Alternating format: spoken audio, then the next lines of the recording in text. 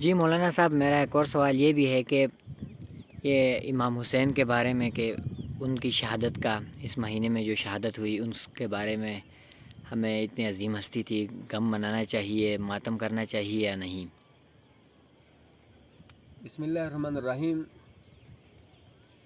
بیٹا اس کے ایک نقلی جواب ہیں اور ایک عقلی جواب ہیں۔ پہلے میں آپ کو جو نقل میں آیا ہے، قرآن حدیث میں جو آیا ہے وہ آپ کو بتاؤں گا، اس کے بعد جو عقل کا تقاضا ہے، عقلی دلیل ہے، وہ بھی آپ کو بتاؤں گا۔ شریعت اسلامی نے، اسلام نے ہر مرنے والے کے اوپر جو غم منانے کا اعلان کیا ہے یا جو اجازت دی ہے وہ 3 دن تک دی ہے، سوائے بیوی کے۔ شریعت نے یعنی کسی کے اگر کوئی فوت ہو جائے، کسی گھر میں کوئی فوتگی ہو جائے یا کسی کا کوئی عزیز فوت ہو جائے تو اس کے لیے شریعت نے 3 دن تک سوگ منانے کا، غم منانے کا، پریشان رہنے کا، گھر میں جو ہے نا کچھ نہ پکانے کا اور اس کی یاد میں رہنے کا اور کام کاج کو روک دینے کا شریعت نے اجازت دی ہے 3 دن تک۔ اور اگر کسی بیوی کا خوان مر جاتا ہے تو اس کے لیے جو ہے نا شریعت نے 4 مہینے 10 دن کا جو ہے نا ٹائم دیا ہے کہ اتنا وہ اب سوگ بنا سکتی ہے، بناؤ سنگار نہیں کر سکتی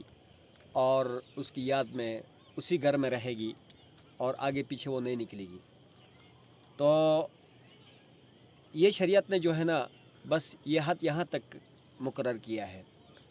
اور اس کے علاوہ نبی علیہ الصلوۃ والسلام کے زمانے میں خود ہی نبی علیہ الصلوۃ والسلام کے اپنے ہی گھرانے کے شہزادوں کو اور بہت ہی بڑی ہستیوں کو شہید کیا گیا تھا۔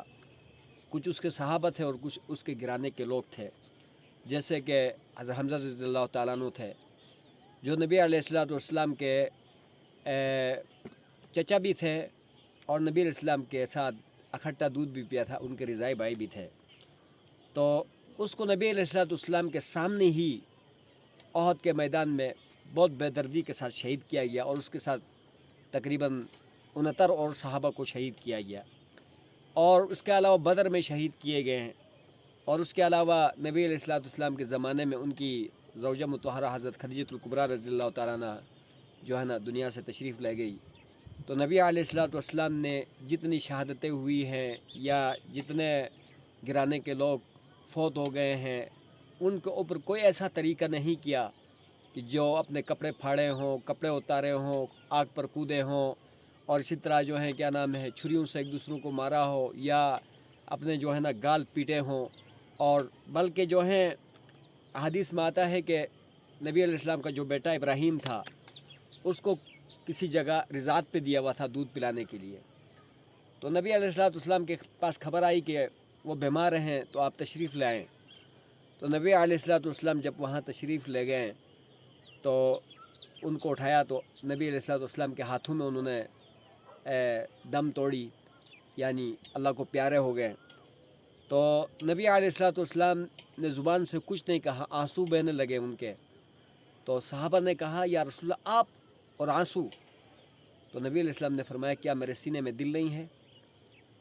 یا میں کوئی پتھر کا ہوں، لوہے کا ہوں؟ تو میرا بھی دل ہے، جو تمہارے سینے میں دل ہے وہ میرے سینے میں بھی دل ہے۔ غم دکھ تو ہمیں ہوتا ہے لیکن یہ ہے کہ ہم اس کو جاہلانہ انداز میں استعمال نہیں کرتے ہیں۔ یہ آنسو ہیں جو کہ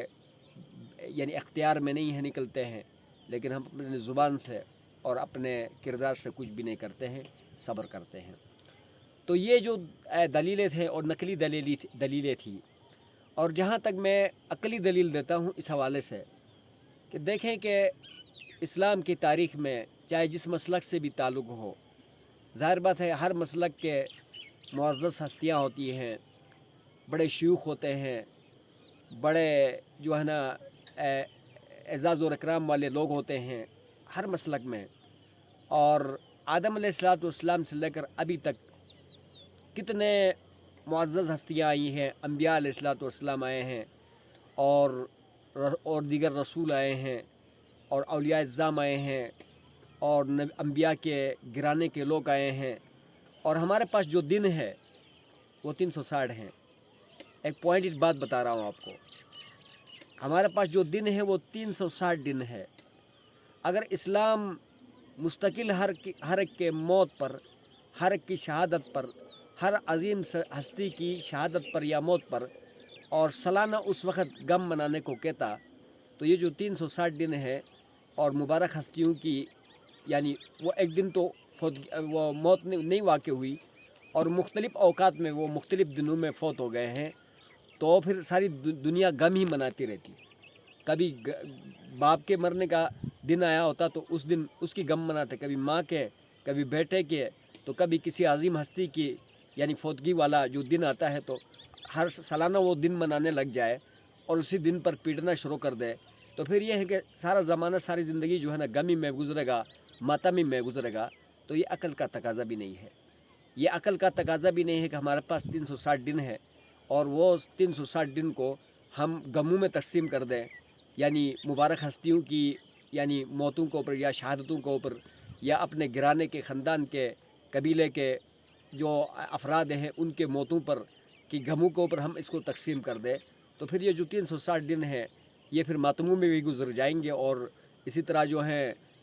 غم پریشانیوں میں گزر جائیں گے، تو نہ ہم کما سکیں گے، تو نہ دنیا کا نظام، نہ کنٹریوں کا نظام، نہ شہروں کا نظام،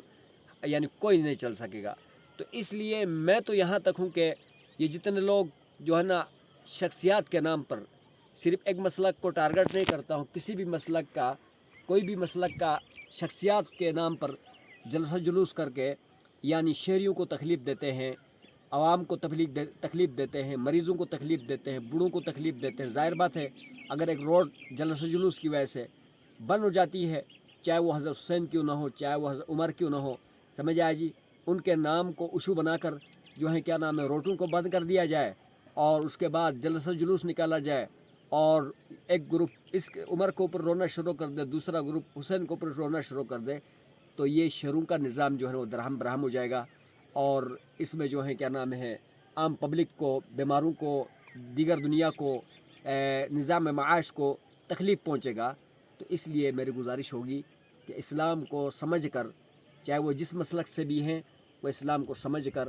اور اس پر چلنے کی کوشش کریں تاکہ ہم جو ہے تخلفات سے اور نقصانات سے بچ کر ایک صحیح راہ اور جو ہے کیا نام ہے اپنے لیے نجات کا ذریعہ بنا سکیں۔ آخر دعوانا الحمدللہ رب العالمین۔